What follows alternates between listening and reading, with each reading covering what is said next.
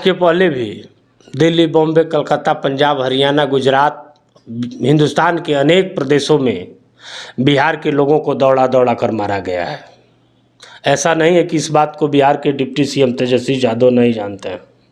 जब वो क्रिकेट खेलते थे उस समय भी बॉम्बे, दिल्ली में लोगों को बिहारी होने का कर्ज चुकाना पड़ता था। महाराष्ट्र के लोग लाठी डंडा से मार कर भगाते थे बिहारियों को।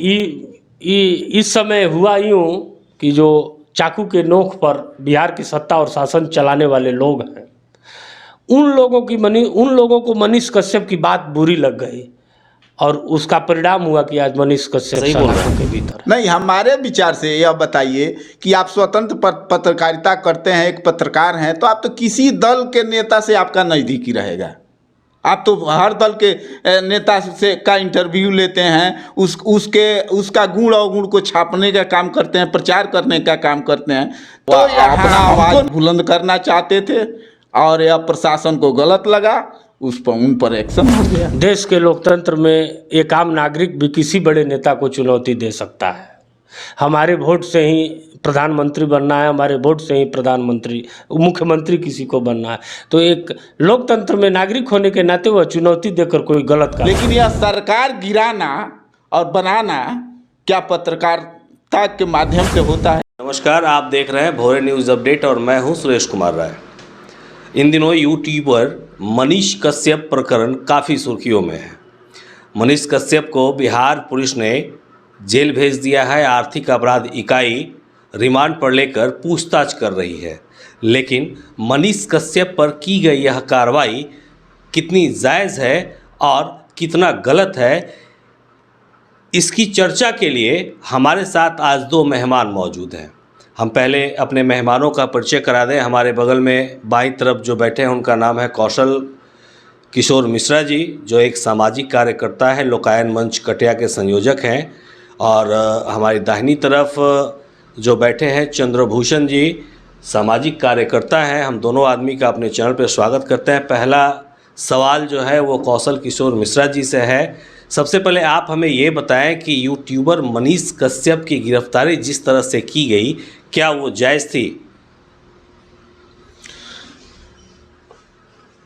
संवैधानिक तरीके से देखिएगा तो जो भारत का संविधान कहता है उसके अनुसार पुलिस काम किया है, बिहार पुलिस काम किया है। जो आरोप लगे हैं उसमें कुछ आरोप मनगढ़ंत हैं। हम लोग सोशल साइट पर देखते हैं रोज, मनीष कश्यप तो अभी कुछ नहीं बोला, उससे भी गलत बोलने वाले लोग खुलेआम सड़कों पर घूमते हुए दिख रहे हैं और बोलते हुए नजर आ रहे हैं। ओवरऑल पूरे बिहार के सोशल मीडिया को जब आप खंगालिएगा, देखिएगा, बारीकी से सोशल मीडिया पर अध्ययन करिएगा, तो आपको निश्चित रूप से एहसास हो जाएगा कि एक प्रशासन का षड्यंत्र का शिकार हुआ है मनीष कश्यप। मनीष कश्यप की पत्रकारिता को आप किस तरह देखते हैं? आक्रामक पत्रकारिता थी उनकी, सोशल मीडिया पर उनकी पत्रकारिता थी। गरीबों के आवाज़ को दूर दूर तक पहुंचाने का काम मनीष कश्यप करते थे। उसी दौरान समाज के हित की लड़ाई के दौरान ही एक छोटा सा मिस्टेक उनसे हुआ है, जिसका परिणाम स्वरूप आज वह सलाखों के अंदर बंद है। कौशल किशोर जी बोल रहे हैं कि छोटा सा मिस्टेक हुआ है उनकी पत्रकारिता के अंदर, तो क्या ये सही बोल रहे हैं? हाँ, सही बोल रहे हैं। मतलब क्या मिस्टेक हुआ है? सरकार के विरुद्ध कुछ बोल दिए जो राजनीतिक दल को बोलना चाहिए, वो पत्रकार को नहीं बोलना चाहिए। पत्रकार पत्रकारिता के माध्यम से बोलेगा। यह तो स्वतंत्र एक विचारधारा है, पत्रकारिता चौथा स्तंभ है, तो यह तो स्वतंत्र रहना चाहिए, इसका विचार भी स्वतंत्र रहना चाहिए। लेकिन पार्टी के समर्थन में नहीं इसकी बात होनी चाहिए।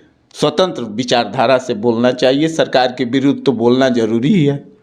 लेकिन जो तमिलनाडु जिस प्रकरण की बात हो रही है, जरा उस पर भी चर्चा कर ली जाए। तमिलनाडु प्रकरण में जो फर्जी वीडियो का मामला है, तो ये कृत्य क्या मनीष कश्यप ने जो किया वो कहाँ तक सही था?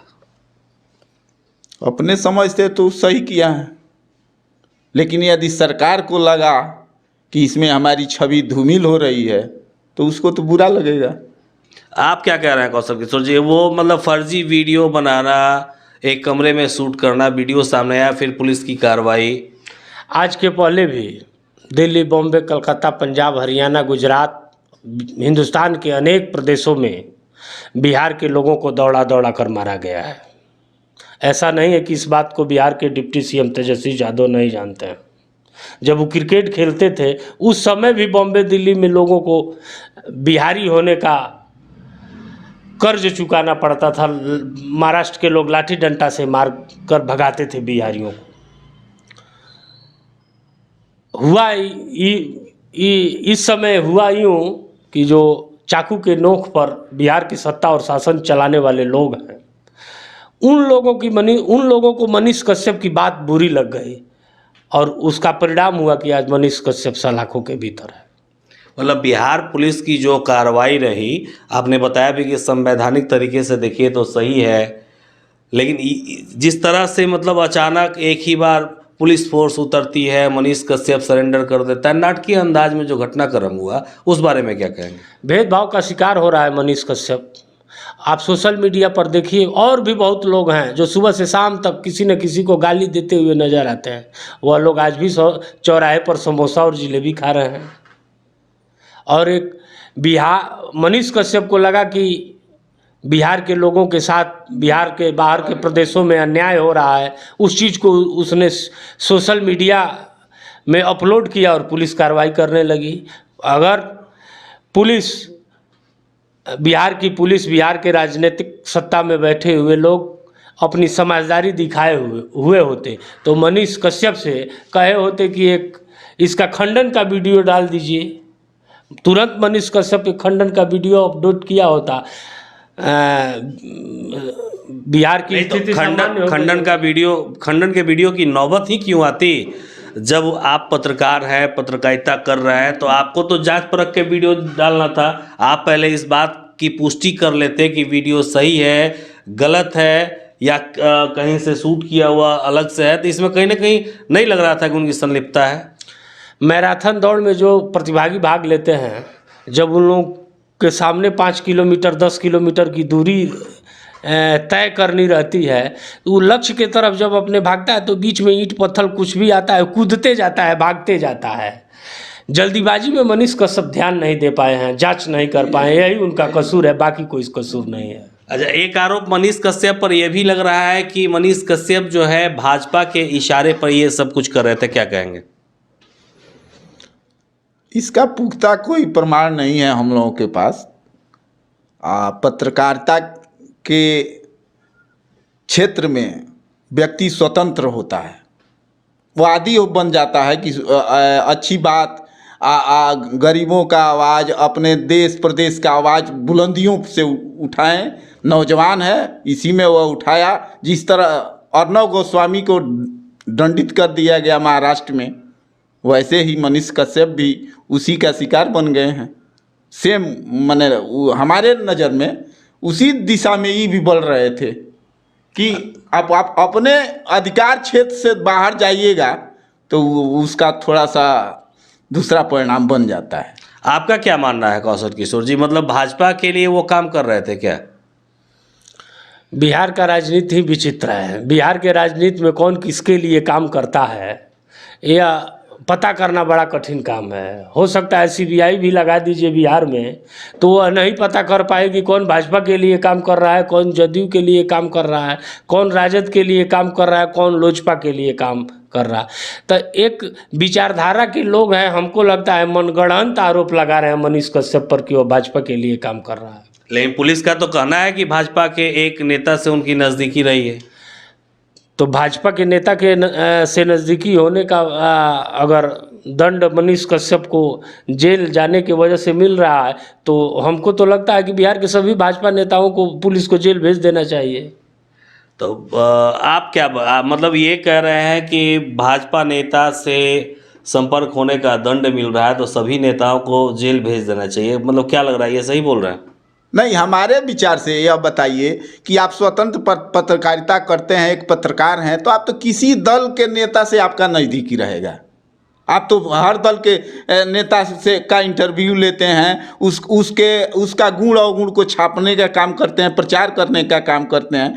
तो यहाँ हमको नहीं लगता है कि किसी का नज़दीकी, किसी पार्टी का नज़दीकी, वह उनका अपना विचार था और वह अपना आवाज़ बुलंद करना चाहते थे, और यह प्रशासन को गलत लगा, उन पर एक्शन हो गया।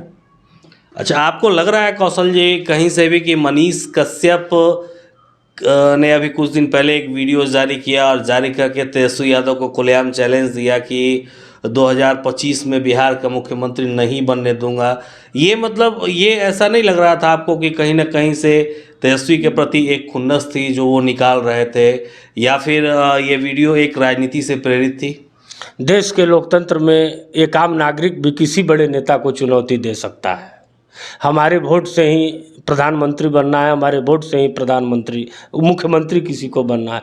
तो एक लोकतंत्र में नागरिक होने के नाते वह चुनौती देकर कोई गलत काम नहीं किया।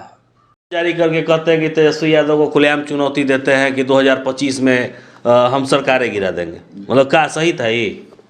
जी, मेरे विचार से हमने जो अध्ययन किया अभी तक पत्रकार का यह है कि सरकार जो भी कानून ला रही है और जनता के लायक नहीं है, जनता के काम के लायक नहीं है, तो पत्रकार लोग उसके विरुद्ध आवाज़ उठाते हैं। लेकिन यह सरकार गिराना और बनाना क्या पत्रकारिता के माध्यम से होता है क्या? तो कौशल किशोर मिश्रा जी ने तो कहा कि एक आम आदमी होने के नाते हर किसी का लोकतंत्र में अधिकार है, वोट्स की ताकत से ही सरकार बनती और गिरती है। तो फिर एक आम नागरिक के नाते अगर वो कहे तो? आम नागरिक के नाते तो पत्रकार नहीं उनको होना चाहिए। आम नागरिक आप बनिए, पत्रकार और आम नागरिक दोनों एक साथ कैसे हो सकते हैं? आप प्रशासन में अधिकारी, मंत्री और आम नागरिक दोनों एक साथ कैसे हो सकते हैं? तो आप पत्रकारिता एक जिम्मेवारी वाला व्यक्ति होता है जो, लेकिन वह आम आदमी का भाषा नहीं बोल सकता है। हम रोड पर हैं तो हम कुछ भी बोल सकते हैं, लेकिन आप तो एक जिम्मेवार व्यक्ति हैं, जिम्मेवार व्यक्तियों का इंटरव्यू लेते हैं। तो आप ये कहा कि हम सरकार गिरा देंगे, तो हमारे अपने मन से यह अच्छा विचार नहीं था।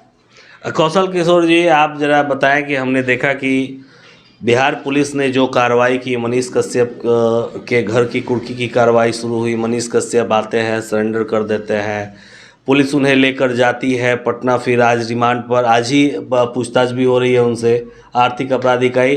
तो सोशल मीडिया पर मैंने भी देखा कि एक तबका बिहार पुलिस के इस कार्रवाई को लेकर उसे लगातार धन्यवाद दे रहा था, और जबकि समाज का एक और तबका था जो लगातार बिहार पुलिस की कार्रवाई पे सवाल उठा रहा था। सवाल ये था कि बिहार पुलिस जो अपराधी के साथ सलूक करना चाहिए वो एक पत्रकार के साथ कर रही है। इसे आप किस रूप में देखते हैं?